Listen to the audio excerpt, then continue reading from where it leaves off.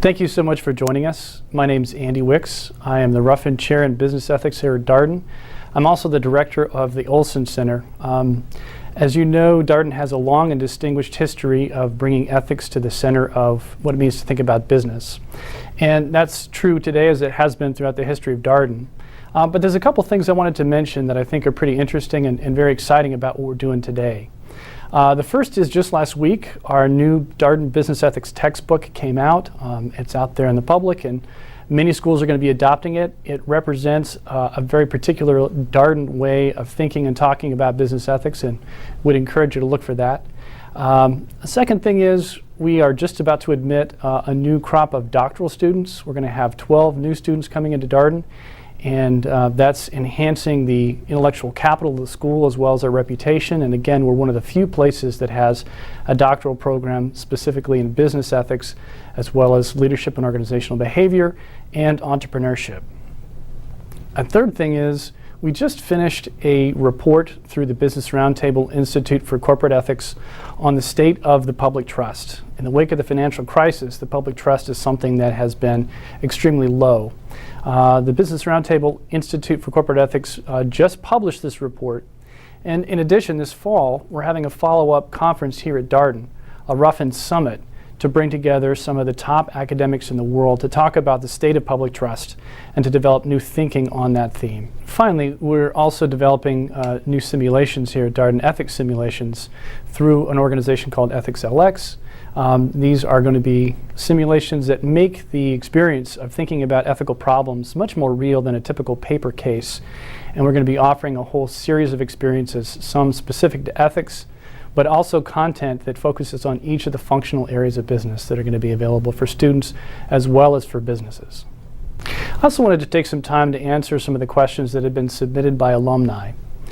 One of the questions that was asked are thinking about the ethical implications of profiting for healthcare, and really raising a series of interesting questions about the future of the healthcare industry. In thinking about healthcare, this is a particularly challenging aspect of our economy. This is a place that really forces us to ask the kinds of questions that we ask here at Darden about how ethics and business go together. In medicine, that becomes particularly dicey because many people get uncomfortable about the idea that people could make profits off of other people's illness. Certainly, we want to say that companies ought to be able to make a profit, but at what cost and under what circumstance? And how does that work, particularly in a society where many people don't have access to the healthcare system? What we need are ways to think about how ethics and business go together. How we create a world-class healthcare system where people get taken care of, their medical needs are addressed, and at the same time, corporations can earn decent returns that allow them to continue to be competitive and take those resources and reinvest in world-class healthcare. We need a system that's responsive and responsible to the given stakeholders that are involved. We need to be able to find ways to address the concerns of the patient at the bedside, as well as the organizations and the larger systems in place. We've got to do all of this in a way that's fiscally accountable. We can't continue to spend indefinitely on healthcare when we have other pressing issues facing us in society. Another question came in asking about compliance programs. I think compliance programs are an extremely important part of what many companies try to do with ethics, but it's far from a sufficient piece of it. Indeed, I think in many cases, the focus on compliance actually gets in the way of taking ethics seriously. For many organizations, they believe that adhering to a set of policies is all they need to do to take care of their concerns about ethics. The way we talk about ethics here at Darden is it's something that addresses the core of what the enterprise is about. Ethics is about what you stand for and who you are. Compliance may be a piece of that in terms of thinking about how to address a specific issue like gift giving or bribery. But that's not going to address the larger question of who we are as an organization, what we stand for, and how other people perceive us in the marketplace. So compliance programs are important for making sure companies address specific issues, but they've got to reckon with the larger issues that they face that connect ethics to who they are as an organization. Indeed, I think the danger is just like an athlete who walks up to plate, a baseball player, stepping into the batter's box, and all they can think about is, please, whatever I do, don't strike out, don't strike out, don't strike out. What's the most likely thing that's going to happen if I have that mindset?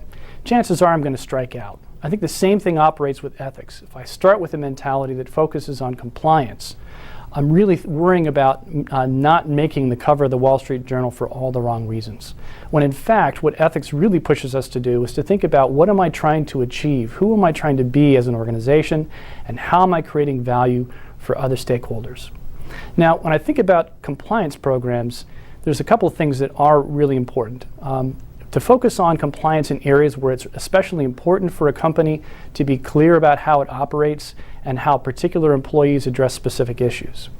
In addition, you want to make sure that how those issues are handled is really responsive to the concerns and the perspective of employees, and indeed you may even want to give them a voice in that process. And finally, I think it's extremely important to create a culture where people can talk about these kinds of questions, larger ethics issues as well as compliance questions, so that you've created a culture where people feel like they can talk about these things. We know from a number of studies that people are very reluctant, even in companies that have put a great emphasis on compliance, to actually report misdeeds when they find them. So companies have to address that management challenge of how do I create an environment where people can talk about these things? We got another question on whether or not ethics can be taught. The short answer is yes. But there's a longer answer. And again, I think the question gets at an important issue, which is, a lot of us think, what are you going to learn in a 15-session ethics class? We all are adults. We kind of know what we think about the world and right from wrong.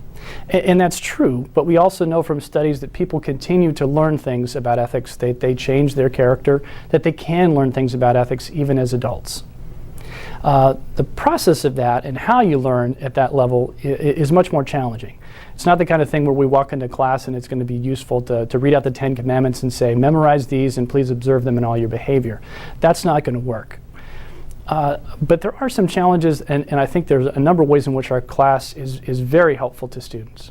One is there are many people who are clear about their own values, but when you put them in a business context, they're less clear about what's acceptable and what's not acceptable. And having a chance to talk with their peers and to think through what's acceptable and what's not in business ends up being very helpful to them. In addition, much as I may be even clear about what core values I want to take into a business context, there's always going to be some challenging areas, some gray problems where I'm not really sure what's the right thing to do and how to handle it. There, it's going to be extremely important for students to get a chance to think through those problems and address them in advance, so that when they face them for real, they're going to have a better sense of how to handle them. Particularly in those areas, it's going to be important for students to have a larger framework that they can use to analyze situations, to think about what are the issues they need to consider in order to make a good decision, and how they in turn make a choice and defend it to other stakeholders.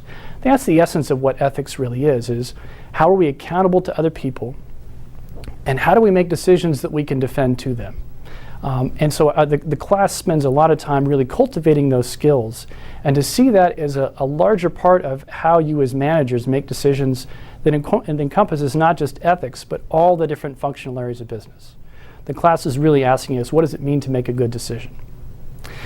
Finally, we also emphasize thinking about how it is that things go wrong. We look at scandals oftentimes that show up in the Wall Street Journal and thinking about the financial crisis. And our tendency is to want to look at individual people or individual companies and see them as evil, as just so far off the deep end and so unlike us that we would never face making that same decision. And as a result, we never really have to struggle with that. Our class really pushes people to say, look, chances are when you read about that scandal, the person and the organization involved were probably a lot more like you than you ever care to think. And if we don't spend time thinking about what are some of those common areas where people continually trip up and make mistakes and convince themselves that they can make decisions that ultimately they can't defend, that's got to be an essential part of a strong ethics class. And that's something we really push our students to consider, again, to help them to be better decision makers and leaders in the world of practical affairs who have high levels of integrity.